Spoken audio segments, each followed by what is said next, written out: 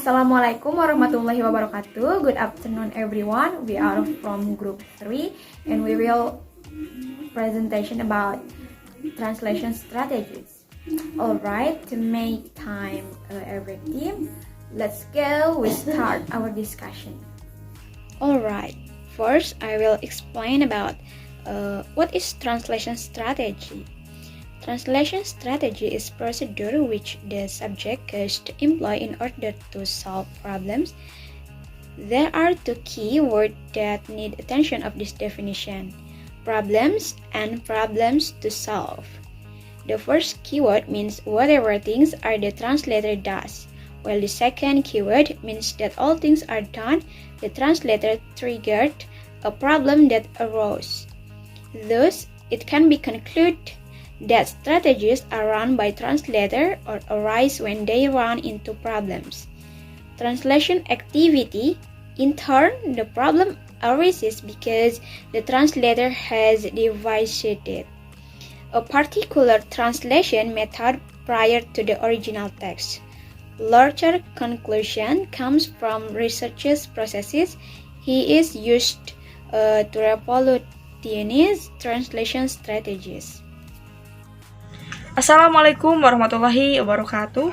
My name is Amelia Sri Sudrajat. My student's number is 202271. Okay, here I want to presentation about form and content. Roman Jacobson makes the crucial claim that all cognitive experience and its classification inconveyable in any existing language. So, to give an example, while modern British English concepts such as the National Health Service, public-private partnership, and conjunction charging might not exist in a different culture, that should not stop them being expressed in some way in the target language, or we can say TL. Jacobson goes on to claim that only poetry by definition is untraceable. Sign in first, the form of word contribute to the contraction of the meaning of the text. Such statement express a classical dichotomy in translation between sense or content on the one hand and the form or style on the other. The sense may be translated, while the form often cannot. And the point where form begins to contribute to sense is where we approach untranslatability. This clearly is most likely to be in poetry, song, advertising, punning, and so on, where sound and rhyme and double meaning are likely to be recreated in the TL. The spoken or written form of names in the Harry Potter books often contribute to their meaning. In Harry Potter and the Chamber of Secrets, one of the evil characters goes by the name of Tom Marvolo Riddle.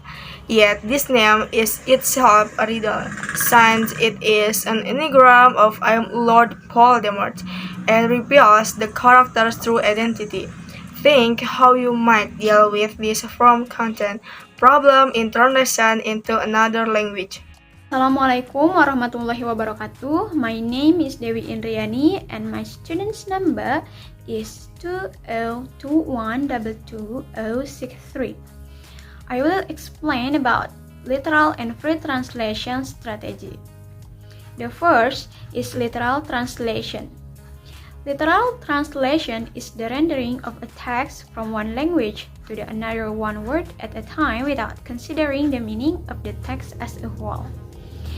Literal translation is also known as direct translation or word-to-word translation. In translation studies, translators use literal translation for technical translation of legal, scientific, or technical texts.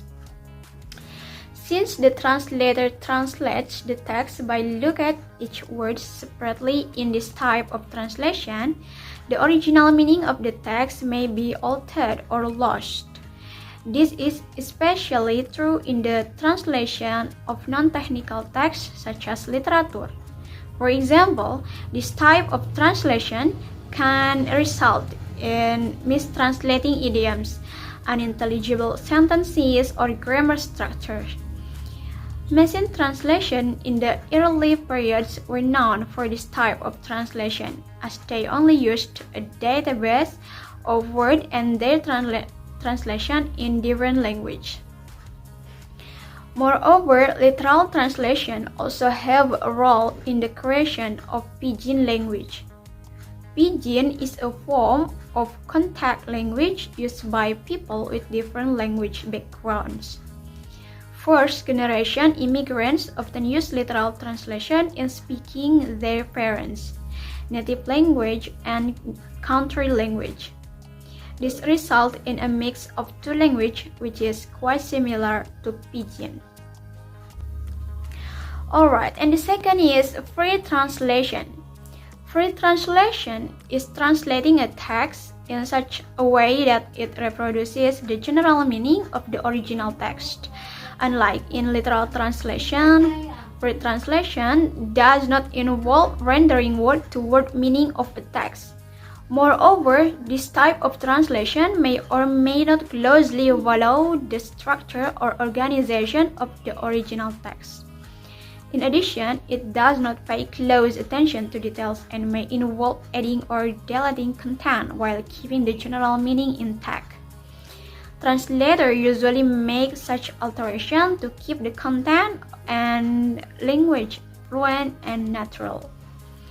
Free translation is also known as creative translation, and it is mainly used in non-technical translation. For example, translation of literary work, marketing materials, and etc.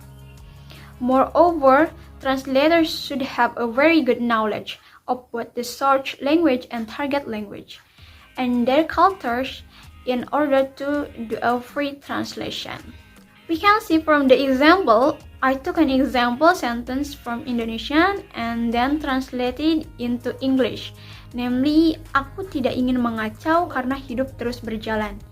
If we use literal translation, which is translated word for word, it becomes, I don't want to mess up because life keep going walk. The sentence not wrong but less comfortable to use when talking. So it should be, I don't want to mess up because life goes on. And the second, I use example in Italian language. Then the sentence is Jake va a pranzo Dewi. If you use the literal translation strategy, the sentence becomes Jake it goes to lunch with Dea. The sentence becomes illogical, right? It should be Jake goes to lunch with Dewi. And for free translation example, in Indonesian sentences, for example, Mark melakukan penelitian di sebuah museum sejarah. And if we translate it to English with a free translation strategy, it will be Mark conduct research in a history museum. And the second example, in Italian language, the sentence is Sotto la pioggia battente corse con una scatola di riso. If we translate it to English with this strategy, it will be in the pouring rain, he ran with a box of rice. Thank you. Assalamualaikum warahmatullahi wabarakatuh. My name is Nur Annisa. My student number is 2021-2068. First movement of translation. Trust. Trust that there is something to be understood, tough, betrayed by nonsense rhymes, etc. Anything or almost anything can mean everything. Every meaning worth expressing could be monadic and will not enter into any alternative world. Second movement of translation is aggression, incursive, and extractive. Heidegger does say the thing there only comes into authentic being when it is comprehended or translated. Comprehension or comprehends not only cognitively but by encirclement and engagement.